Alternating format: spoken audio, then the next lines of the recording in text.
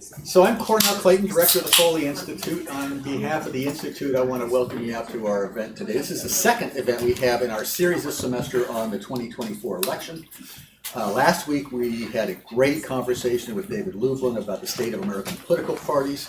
Today we're going to be talking about an issue that may wind up being the most important issue in the upcoming election, and that is election integrity. And we're fortunate to have with us one of the country's leading experts on election integrity, Liz Howard, who I've had the pleasure of talking with before because she came out to a Foley event we did in Olympia last year on election integrity with the Secretary of State's office. So I'm glad she agreed to come back out and come to campus this time in Colton. Liz is the Director of Partner Engagement for the Brennan Center's Election and Government Program. The Brennan Center, by the way, for you who are not familiar with it, is a nonpartisan law and policy institute and a leading advocate for democracy, voting rights, and election integrity. Liz's work focuses on election administration and security. She's a regular commentator on television, on radio, in the print media, and she's testified numerous times before Congress and state legislatures. Prior to joining the Brennan Center, Liz served as a Deputy Commissioner for the Virginia Department of Elections, where she coordinated election modernization projects for them. And previous to that, she worked as the General Counsel for Rock the Vote. Many of you might have heard of that organization, which is a nonprofit dedicated to engaging young people in politics. She was also at that time the Senior Associate at Sandler Reef in Washington, D.C., where she specialized in election law with a focus on voting rights, campaign finance, and post-election disputes. So Liz is going to speak for about a half an hour or so, then we'll have some time for Q&A after that. So join me now in welcoming Liz Howard to the program.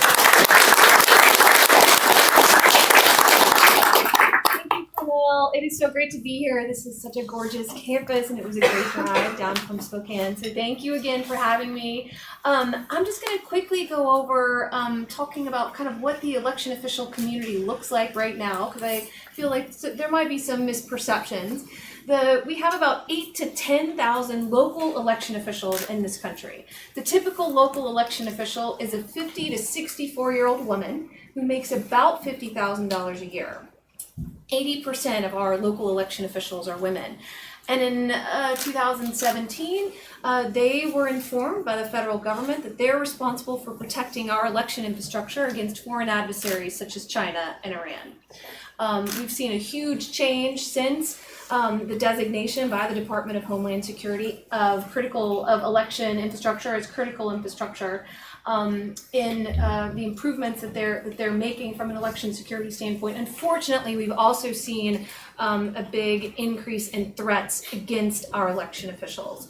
So today we're just going to go over a couple of things that have happened in the election official community in the election security umbrella since 2020. And I'm going to start with the good news, but it doesn't go up from here. But in good news, the vast majority of local election officials have taken steps to improve election security since the 2020 election. So this includes implementing some cybersecurity measures such as multi-factor authentication, or even just basics like having single user logins, updating polling place contingency plans, and participating or leading in security training such as tabletop exercises. Does anyone in here know what a tabletop exercise is? So it comes out of the national security world, and it's basically an exercise where typically government officials practice coordinated responses to simulated crises. And I'm sure everyone in here has participated in something along these lines. Can you think about what it is? Fire drill. Fire drill, exactly. So election officials have been working together with a lot of other local government agencies and representatives, such as law enforcement, emergency management, IT, their comms department, to practice responding to things that we hope do not come up this election, but might.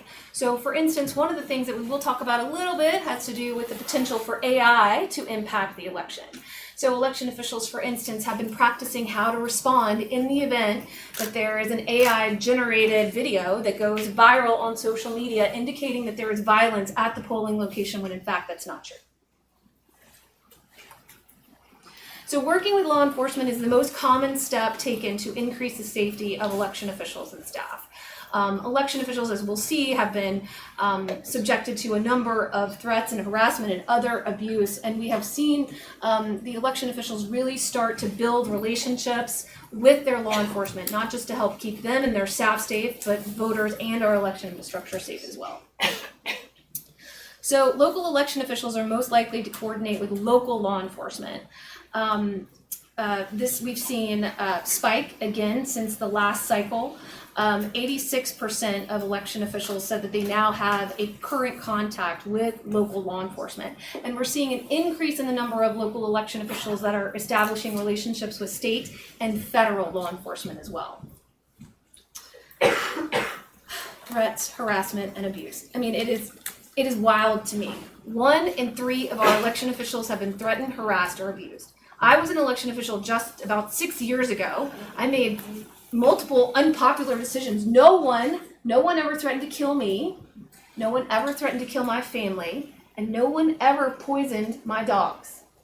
This is what election officials are facing across the country right now. And we're seeing a spike. Right, so the last year, which wasn't an election year, right? It was 2023. About 30% of our election officials said that they've been harassed, abused, and this year we see 38% saying that they're experiencing that. I will say this is about what we saw ahead of the 2022 election, right? So while this is a spike from last year, this is in line with what we saw in 2022, the last big election cycle. And I think there's a perception that these threats are coming in online, that they're from anonymous people just venting and just saying nasty things. But that's not what the election officials are reporting, right? Election officials are saying that people are picking up the phone and they're calling them, threatening to hurt them, and they're coming in their office and threatening to hurt them. And this is happening across the country. It's not a red state or a blue state issue. It's not a purple state issue. We had in California, an election official had to get a restraining order because an aggressive, combative person in the office slammed a door into a staff member. But of course, these threats are also coming through email and through social media and through mail. One of the things, it's very unfortunate, but, I'm not even an election official, and we were with a group of people that were taking a tour of an election official's office in Arizona. And the election official, the comms team for the election official posted about this, right? Posted about the group that I was with touring this facility. And so, we then got death threats for just touring through the facility from online. So this is happening a lot out there. Only about half of election officials actually report the threats that they receive to law enforcement. Have any of y'all ever worked, or do you know, or are you related to local government officials? Anyone? No one. Okay. I mean, so my experience is this, and I don't have any, let's say good data to back this up. But in the election official community, again, most of them are women, 80% are women, and they do not want to be a burden on their other local government officials who they know are also under-resourced and also under-strained. So we are working with the election officials to improve reporting numbers. There's lots of reasons why they don't report, including that they feel like there's not much done in the events that they do report, and that they don't want to be a burden. But we're seeing this number shift, right? So when we first started tracking this about 2 or 3 years ago, the numbers were reversed. Only about 45% of election officials reported, and now we're seeing about 55% report to law enforcement. And again, this probably isn't a surprise to anyone in here, but those who do report threats, right, report to their local law enforcement. The Department of Justice, somewhat recently, back in 2021, announced the creation of the Elections Threat Task Force. The Attorney General Merrick Garland saying, right, like a threat against an election official is a threat against our democracy, which is true. And so he set up a task force. Now, when you call 911, where does that go? Not to the feds. right? It goes to your local law enforcement, and they are the ones who are primarily being tasked with helping keep election officials, again, and our election infrastructure and our voters safe.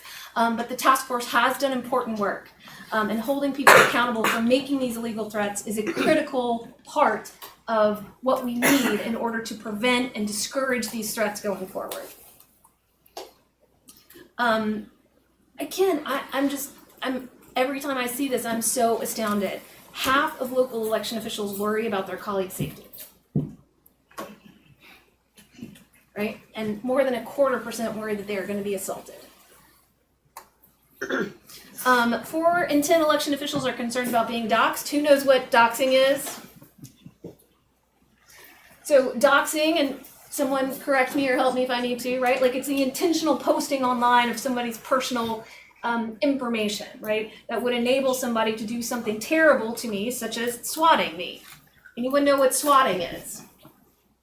Right? So swatting is where somebody makes basically a fake phone call to 911 reporting that there's a very violent incident going on in the hopes of having a huge law enforcement response with weapons to the home of potentially an election official, right? Very, very dangerous situation. And again, this is happening to election officials across the country. Not a blue state issue, not a red state issue, not a purple state issue.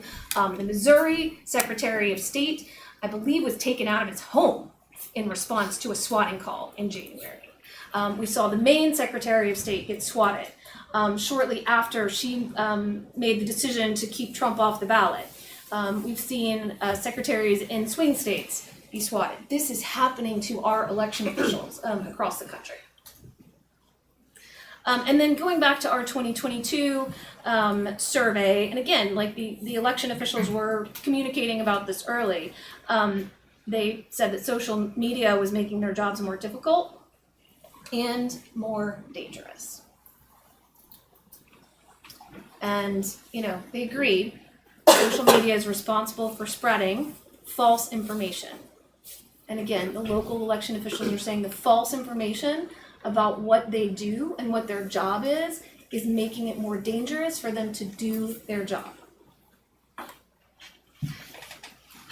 I mean, you know, I'm very grateful that we have so many amazing election officials who continue to do this critical work despite the threats to not only them, but their families, despite the low pay, despite having to navigate huge expectations when they're often under-resourced.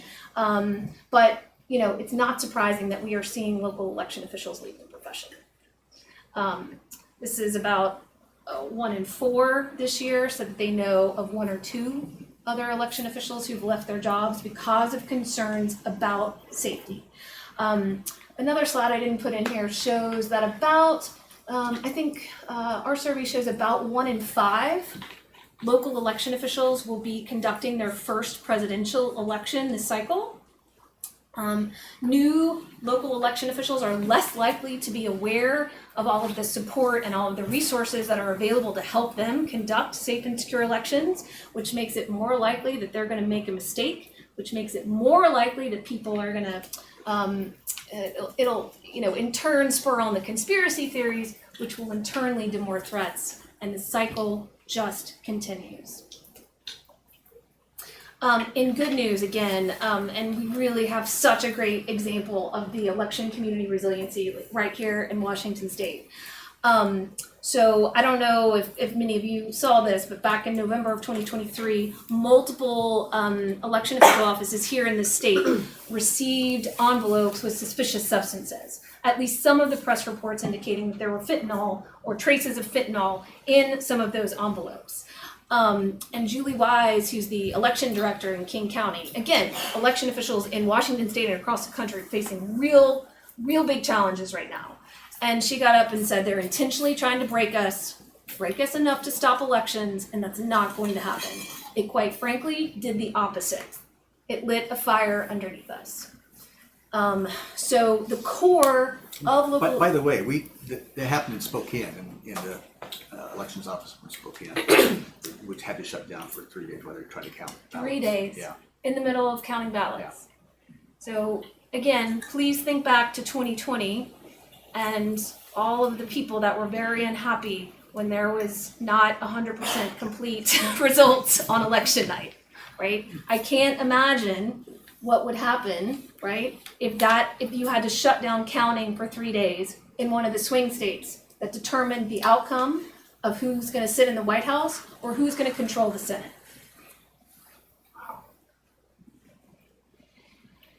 Threat of political interference. This is another threat that 3 in 5 election officials are very or somewhat worried about political interference. And nearly 1 in 2 are concerned that some of their incoming colleagues may believe in widespread fraud. And as I've mentioned, and I'm just going to reiterate multiple times, our election officials are under-resourced. They desperately need additional funding. 4 in 5 say that they need additional funds to keep up with election administration and election security needs. And 6 in 10 are concerned about recruiting enough election workers, and 4 in 10 are concerned about attaining enough poll workers. Has anyone in here volunteered or worked for a local election official? Fabulous. Thank you very much for your service. Thank you, thank you. Who's planning to vote this November? So in Washington, right, like everything's by mail. Do you know when the ballots are going out? Soon. I mean, it's soon. I don't know when, but it's coming up. I trust that your information is up to date with your local election official and they have the right mailing address and the right residential address for you, and hope that you will maybe go check to make sure right after this class if your voter registration information is up to date. But you may also want to consider, right, like depending upon your interest and your time, right, like reaching out to your local election official to seeing if they need your help. They really, in particular, appreciate having the opportunity to work with college students who have a maturity and a tech skill level that many of their other poll workers, maybe who average 87, 88 years old, don't have. So you are a very, very valuable resource for them. All right, so artificial intelligence. Just because our local election officials don't have enough to worry about, artificial intelligence is here. The future is here. And unfortunately, AI is available to not just people trying to use it to help election officials or to help government officials or to help many number of people like doing a number of things. They're also available for bad actors. So here is a video of Secretary Fontes, which he can go over kind of some of the real problems with the widespread availability of AI right now. And I don't know if we're going to be able to get this to play or not.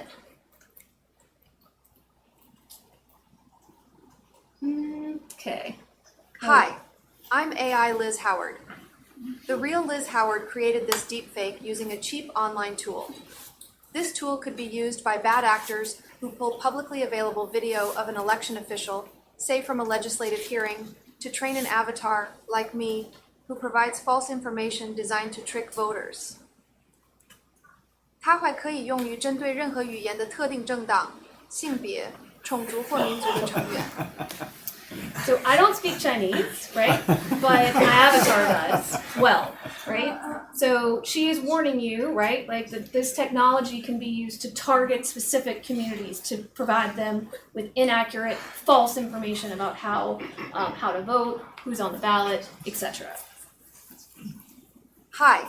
Oh, let's see. So all right. So what are some ways, right? Like that we can see AI potentially, right, impacting the election. So, are any of y'all in WhatsApp or Signal channels, right? Like, I mean, how much, there's all sorts of stuff that comes through there, right? Like, somebody just drops in, right, a map saying, here's where either the voting drop boxes are so you can return your absentee ballot, or here's where you vote, right? But it's false. It's false. And if you're depending upon this, let's say on election day, right, and you go to the wrong place, right, you're, very, let's say, less likely to make it to get to vote if you've been hoodwinked. False reports warn of ICE or other law enforcement showing up at the polls. I don't think I've engaged in any criminal activity recently, but I don't know that I would want to go to a polling location that has a large law enforcement presence, because to me that indicates that there might be something dangerous going on there. And you know, if certain communities understand that ICE is present, right? Or believe that ICE is present because they've been falsely informed that ICE is present, that could have a depressing effect on their turnout. And again, generating these images, I mean, I made that video like over a weekend in like an hour. And if I can make it, right, I promise you, like everyone in this room could, I mean, you could whip up something like this so fast. And then this is a not insignificant concern of mine, right? Election websites spoofed with fake results, right? So not only could it come up and have false, like inaccurate outcomes, which I think we could, you know, maybe probably correct that pretty quickly. This is an example where it is suggested, right, the information about how individual voters voted. Now, election officials don't have that information, right? But if there is a convincing graphic that says Liz Howard, right, voted for Biden, and who's the Democrat running for governor here? Ferguson, right? Like, and you know, I'm gonna look twice at that, and I know election officials don't have that information. But if I saw that, it's gonna cause some anxiety, right? And I don't know how we could ever, you know, undo that with people that might not know all the back end details. And then of course we have hackers can send text or emails. I mean, this is just a little bit more of the same. And election officials can and are taking steps to help mitigate the threats against AI. A lot of it involves AI literacy, right? Like just being exposed to what AI is capable of today is important. And preparing legal support networks. I'm sure this isn't the case in Washington State, but certainly where I'm from, in the Commonwealth of Virginia, the local attorneys were not always so proactive to the local election officials who were not elected officials in Virginia. The county attorneys were very responsive to the electeds, and the election officials typically got short shrift, right? And that's a problem. But we're hoping, right, like with some of these threats like AI and some of the other things that election officials are seeing, that the local attorneys can be a bigger part of the community to help keeping our elections and our election officials safe. And I'm dropping this up here for very selfish reasons because I'm going to ask for your help, right? This is a chart from some polling that we've done, which shows the most trusted messengers, right? When people are hearing about election security matters. Do you know who that is? The most trusted? You! Okay? So just keep that in mind. All right, how you can help, right? So be a responsible social media user. Rely on trusted sources. Who do you rely on? If you have a question about elections right now, what do? Ask Cornell. What do you do? Okay, all right, we'll get you, yes. Oh, I just like Google it and then look at like a normal news site, not some random one. Okay, what are the indicia of like a reputable news site? Well, like just the bigger names, I don't know, like, or if they don't have like Facebook in the URL, I'm like, that's pretty good. Okay, all right, That's the baseline. all right, that's helpful. Adding on to that, like I feel like a lot of some of the news sites that have like specific parties attached to them are very biased. So looking for ones that aren't of either party. That's good. Yep. Being aware, right, like of partisan affiliation with the news source is important factor when you're thinking about this, right? I'd recommend that you also look to your local and or state election official websites, right? They are going to have trusted, accurate information. Even, the election, the reality is election administration is complicated, right? And your situation is special, right? And what you need, if you have anything outside of the ordinary, right? You should absolutely go check in with them, not just checking with their website, right? But picking up the phone and calling them if if you need to. And serving as and think before reposting. If you see something that looks unplausible, perhaps it is. So, maybe, especially about elections, right? Please think about it, because again, the distribution of false information about our election officials is contributing to the threats against them. So please be mindful. And we're lucky in Washington, our Secretary of State's website's a very good website. It has a lot of information on it. And you have a great secretary. Secretary Hobbs is really, he's been fantastic on a lot of fronts, including trying to tackle this issue of false information.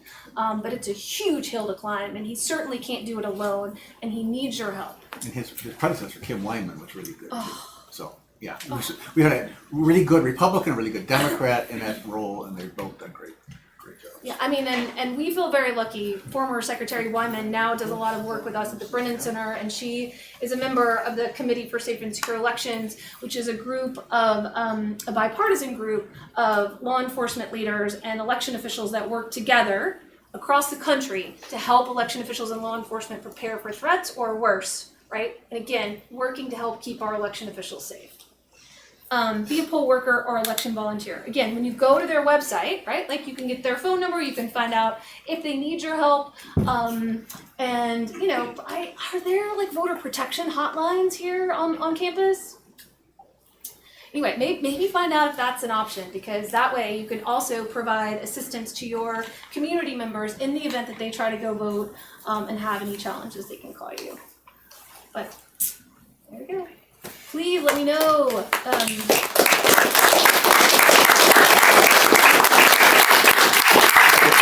Okay, we have about half an hour for some Q&A. I'll maybe start it off. One thing you didn't discuss, and I wonder how you think about this, is that's the impact of foreign governments and their interventions in our election. You think that's going to be a worse problem than in 2020, or the same, or? Yes. So the Secretary of the Department of Homeland Security, after the allegations of foreign interference in the 2016 presidential election, designated election infrastructure as critical infrastructure. So a lot of local election officials, and Kim Wyman in particular, were very concerned that this was indicative of some sort of federal government takeover of elections. Kim was a leader in the election official community in expressing concerns about that takeover. And Kim, 100%, like so many election officials, came full circle. This designation basically allows the federal government to prioritize providing services to election officials. So they can go in and do penetration testing of their cyber systems. They can go in and do an assessment of their physical security so that the local election officials know what to prioritize in order to keep their election infrastructure safe. I mean, certainly there are ongoing concerns about foreign adversaries. The Department of Homeland Security issued its National Intelligence Report earlier this year, saying that our foreign adversaries, right, know that and have identified this election as a big important event. We should expect for them to be attempting to interfere with our elections.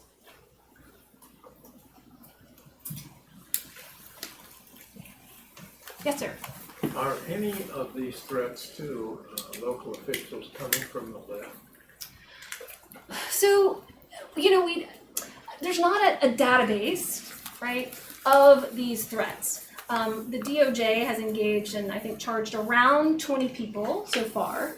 We also know that there are in-state prosecutions of people who are threatening election officials. So the DOJ gets involved when there's interstate communications, let's say. So somebody from Indiana, for instance, is threatening an election official in Michigan. I don't know that any database would be incomplete, right? And I don't know that there's been any analysis of this. Yes, sir. Can you speak to the security of mail-in ballots and how prevalent is mail-in balloting? I mean, it's something we have in Washington, but I don't know that much beyond. Yeah, I mean, it's so fascinating to kind of look at the map of the United States. So the western half, or the western portion, let's say, is very, very reliant on voting by mail, absentee voting, right? California is almost all vote by mail now. Washington, Oregon is mostly, is that right, I think? Arizona, about 80% of people vote by mail. And again, election administration is complicated, right? So the specific election security measures in every state are going to be a little bit different, right? But typically, I wish somebody here had served as a poll worker, right? But the poll worker would probably be able to provide the details about the election security measures in place here in Washington. It's typically going to be, right, the measures that you think about are different depending upon the cycle. So from a voter registration standpoint, right, the registrant, the election official, right, will mail out notices, will mail out ballots. The Postal Service is instructed, right, not to forward on any of those materials, right, to deliver anything that's undeliverable back to the election official. So the election official is notified, right, that there is an inconsistency or some sort of potential problem with the registrant's address, right? So that's kind of with one of the election security measures in the voter registration system. So separately, with the absentee ballots in many states, right, you have to compare the signature of the voter that is included on the envelope in which the ballot is contained when it comes back to the signatures on file at the Department of Motor Vehicles or on other government documents. That's often done by a bipartisan team of people who actually go back and review that. And then they actually go back to review that this is the voter, right, that they're still registered to vote. So there are a number of election security measures that are in place. Again, they just vary a little bit state to state.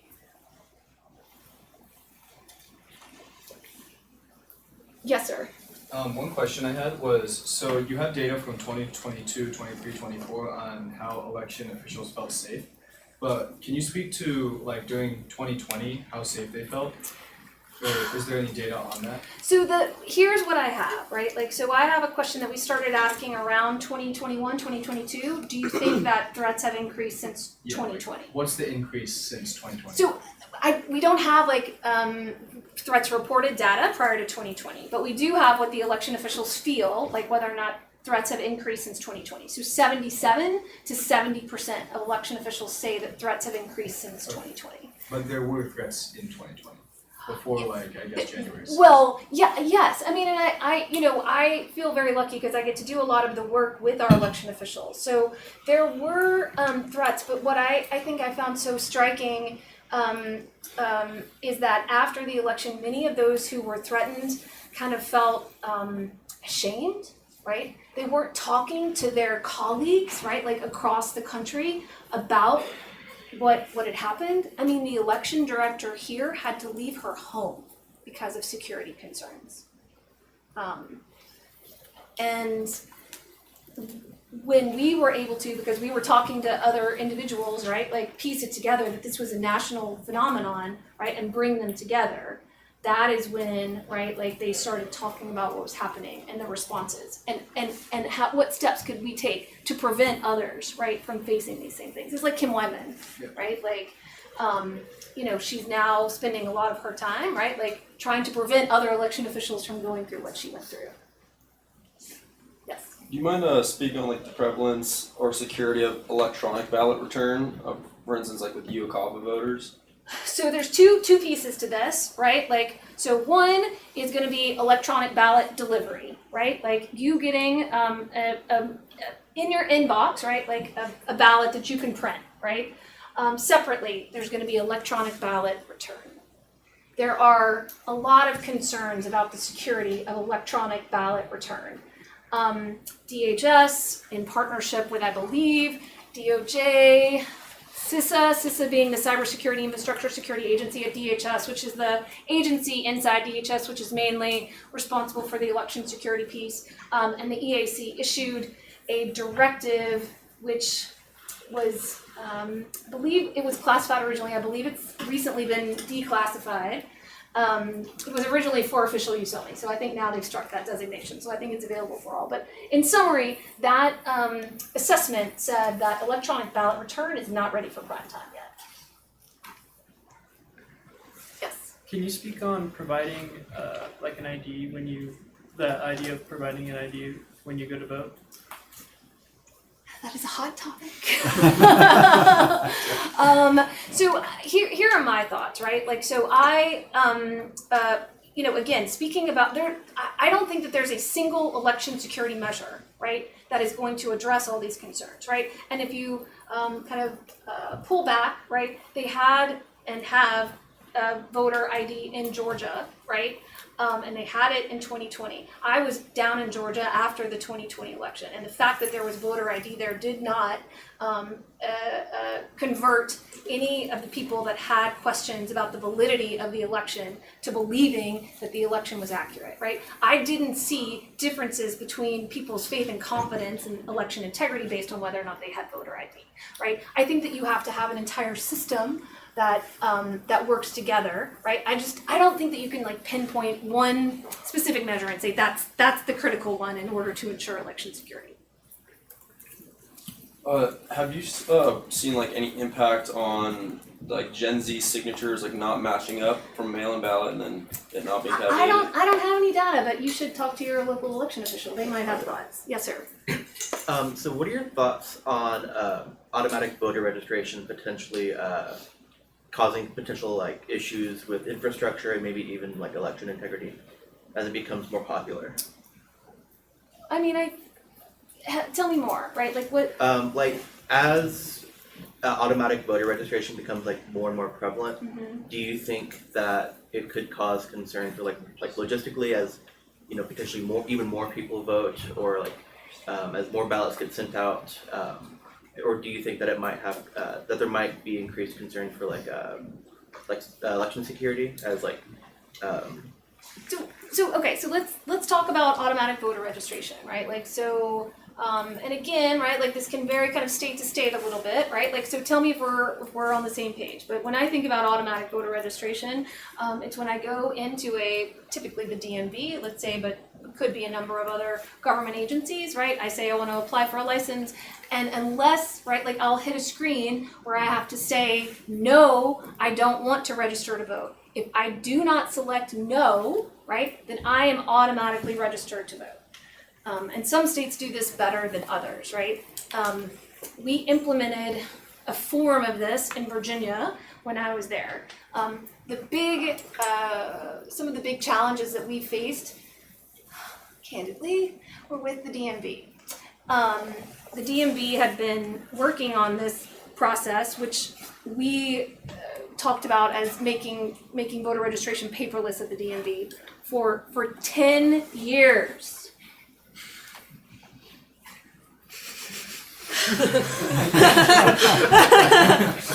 Oh my gosh. So we were we only have 4 years, right? Because in Virginia, the governor's term limited. I'm like, come on, we can do this. So they felt very rushed. Because we said we had to do this. And there are a lot of, imperfect government databases, and the DMV is not built to deal with voter registration and ensure that a voter is registered to vote. I'm not saying that there are challenges that you can absolutely work through, and you need to work through, and are critical from an election security standpoint to work through, right? But I think overall automatic voter registration system is actually going to make your system stronger, right? Because you have that match, right, with the DMV, with that voter. It's a person, they're here, right? You have all this other information to help provide additional security about that the voter is who they say they are. Yes, sir. My question is about the integrity of election officials. Common Cause, which I tend to trust, reports that in Michigan there are massive voter purges underway. And in Iowa, there were some instances of local officials simply refusing to certify elections. And in Georgia, we hear rumors that there are agents in place ready to sabotage the election. I don't. There's a lot to unpack here. So, okay. So talking about some people call it voter purges, some people call it voter list maintenance, right? When I was an election official and we were working to clean up the rolls, we talked about voter list maintenance. Now, certainly there are some places where calling it a voter purge is 100% accurate, right? And thinking back to 2000, which is where, I don't know, hopeful that y'all were alive in 2000, where there was a huge problem with the 2000 presidential election. And one of the big problems that contributed potentially to that, to the Florida issue had to do with the fact that the Secretary of State purged, right, just removed a bunch of voters less than 60 days prior to the election. And those voters, some of them showed up, right, and they were denied the opportunity to cast a ballot.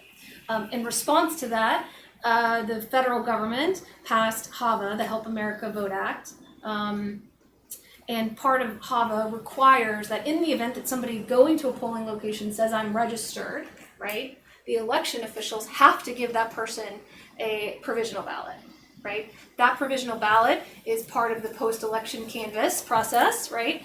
And subsequently, the election official will do research to determine whether or not that ballot should be counted, right? Like, were they accidentally or inappropriately, intentionally removed from the voter files?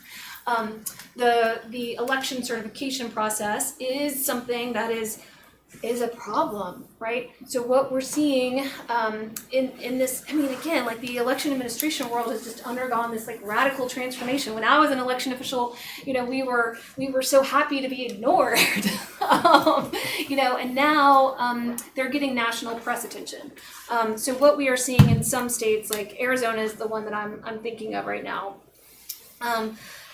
Typically, the certification process is the part of the process where a local board will go back and check the election officials' work and say, okay, right, like the numbers are matching. It's kind of like reconciling your checkbook at the end of every month, right? Like, do the numbers, you don't have to like the numbers. Like, I wish I had more money, right? Like, but I'm gonna, like, this is matching. Like, here we go.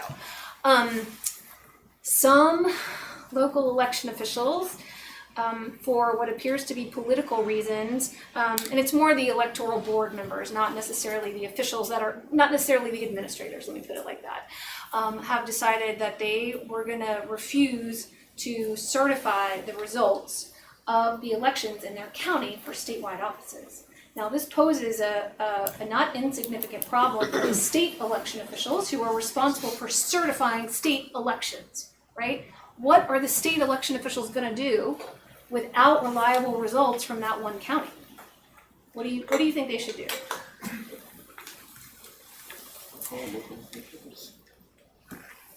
Wasn't there something in Georgia where in fact there's been a lawsuit from those aimed at local officials? There's a lot of lawsuits going on in Georgia. But so he's asking, is there litigation, right, to force these people to certify? I don't know if there's been litigation to do that in Georgia, but certainly in other states, right? There's been a necessity for a court to tell the local board members, this is your job. I don't care if you like the results or not, you must certify the results, right? So the court has had to pressure these local officials into doing what is, their job. And so it's an ongoing problem, right? And so in Arizona, I think it was Cochise County maybe in the 2020 election that didn't want to certify.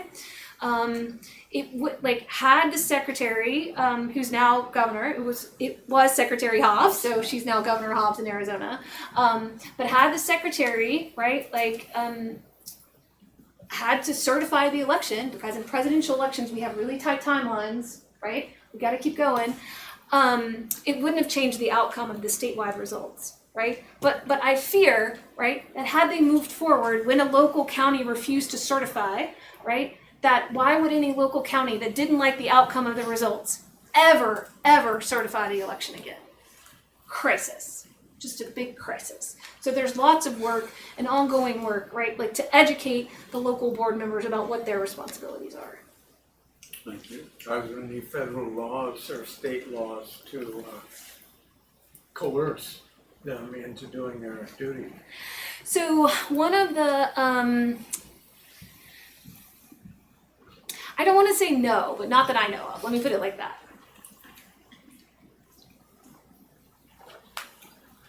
Yes, sir. So if there's like the hostility towards like local or all levels of election officials, will that ever like go down and like is it just like a Pandora's box situation where now it's always gonna happen? Well, I mean, like this is the question, right? It's a question. So there are multiple steps, including in Washington State, that have been taken. So Washington State is one of more than a dozen states that have changed their law, right, to better protect election officials. So Washington State now makes it a felony to cyberstalk an election official while she's doing her duties, while she's performing an election, right? And it's also enabled election officials to get on the Washington, oh my gosh, what's it called? Like the confidential, like the protected persons list, right? Like, so basically there's a list that most states have where certain people can qualify for access, right? And once you're on that list, your name and your information are removed from publicly available government databases to some extent, right? Like there's lots of kind of whatever. But Washington State has taken both those steps, right? Other steps that some states have taken include, providing additional grant funds because some election officials, are lucky enough to have a good relationship with their local police who come and do a security assessment of their home and say, okay, you need cameras, okay, you need a sensor, or you need X or Y. And the local election official, again, making about $50,000 a year, doesn't have enough money to pay to implement, to put these security measures up at their home, right? So some states are doing grants. So back to your question, right? Can we go back to what was normal, right? When I was an election official, I don't know, right? I think it's largely going to depend on people like you and people in this room, right? Are you going to tolerate, right, this sort of conduct to your election officials? Or are you going to stand up and support them and be a part of the solution as we look ahead? Look, I mean, 2024, looking like it might be a close election, right? It is going to be a test for our democracy, and potentially a test for everyone in this room. Election officials are I think the core we have left, I think is clear-eyed about what they're facing. And, I think talking about violence, certainly what we saw in 2020 and what academic people are suggesting for this year too, is the scary period, right, is probably going to be the day after the election through January 20th, the swearing in. There's a couple of big dates that other people will be aware of. December 11th, under a new federal law called the Electoral Count Reform Act, December 11th is the date that the governor typically must send the certification, what is it called? The ascertainment of results to the federal government of who won, right? And that's it's a tight timeline. Y'all have recounts here. There are recounts in many other states. In the past, there have been statewide recounts, certainly at least in Arizona, that extended past that December 11th timeline. So what is the governor going to do if the election, right, is being recounted on that deadline? Right now in Washington State, y'all are having your first statewide recount in decades. Your election officers are in the middle of doing that right now. I used to, not anymore of course, but I used to love a good recount. So I may have to go check in and see how things are going. So December 11th is a big one. December 17th, that's the day that the presidential electors meet and that they vote, right? That's another election day. Again, I've seen some statewide recounts that are not completed by December 17th. Other big deadlines is January 6th. I think that's right for when Congress is voting, and then January 20th for the swearing in. Yes, ma'am. With the introduction of the bipartisan task force on AI, I think they've already introduced a bill about deepfakes to the House and stuff, but what other federal action would you like to see taken for that? Oh my gosh, it's a really tricky area, right? And I would want to go back and see, I don't think that Brennan has endorsed any specific federal legislation, but we've been helping with it.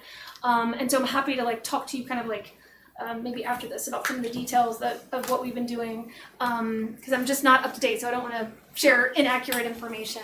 But some of the interesting things that I've seen from the states, right, are where there are prohibitions against impersonating an official, right? And typically, based on what I understand, these laws were originally passed because people were impersonating law enforcement, right? So they adopted laws that prohibited impersonating government officials writ large, right? And so I think it was Texas, right, had an interesting case where they have charged a person with a crime for sending an AI out for impersonating a government official who I think was an election official. But definitely, I mean, anyway, it's a lot going on. Yes, sir. So something that I've noticed leading up to this election is there's been several people running for like local offices that are, I guess for lack of a diplomatic term, they're like election deniers, running to essentially fix the problems that were in the 2020 election. Do you foresee that potentially being an issue? So election officials sometimes refer to that crew as election enthusiasts. And what we've seen in often, right, has to do with the fact that, once those people that have questions, right, have an opportunity to serve either as a poll worker, right, like, or become an election official, right, they are quickly assured of the, right, like, all of the important safeguards that are in place and that our elections are safe and secure. But of course there are exceptions. Just across the road, Tina Peters, who was the clerk in, some county in Colorado, right? She gave access to some people who were not who she said they were, to the voting equipment. And then again, like, I can't remember all the details, but anyway, she just got convicted, right? About 2 weeks ago, I think the court found her guilty of various crimes in Colorado for providing this illegal access to people who were not authorized to have access to our voting equipment, right? There are important insider threat measures that CISA in particular, right, like as part of their cybersecurity outreach, has been promoting, and certainly that we promote, that election officials take, right, to protect their systems against even these insider threats, right? And again, the election officials are concerned because of the spread of false information that, right, people coming in to serve as election officials are going to believe these lies about election administration. We have to, if we got one more question, we have time. Okay, otherwise, before we thank our guests, let me remind you, our series continues next week. We have Pavel Haynes from the University of Idaho who will be talking about presidential rhetoric in the campaign. Perfect timing, because next Tuesday also happens to be the first debate between the two presidential candidates. So I encourage you to come next week, same time, same place. But now, join me in thanking Liz for a really interesting